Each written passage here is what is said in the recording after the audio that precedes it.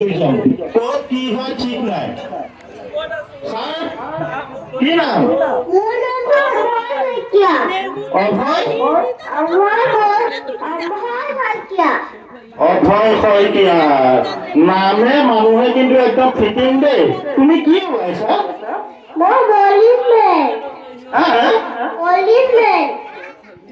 মই কিন্তু কলিং বেল বুলিহে শুনিছো। পুলিচমেন। ঠিক আছে, তুমি ধুনীয়া লাগিছে, তোমাৰ ড্ৰেছটো ধুনীয়া লাগিছে হয়নে? মোৰো এনেকুৱা ড্ৰেছ পিন্ধি পুলিচ হ'বলৈ মন যায়। তুমি এতিয়া ক'ত ডিউটি কৰি আছা? ইয়াতে কৰি আছা। ধুনীয়া ধুনীয়া, বৰ সুন্দৰ পুলিচ এজন পালো কিন্তু দেই।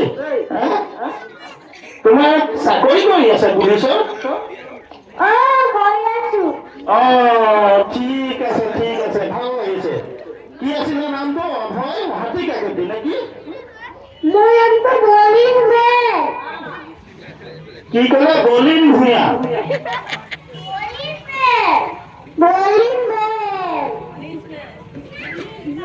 পুলিচমেন।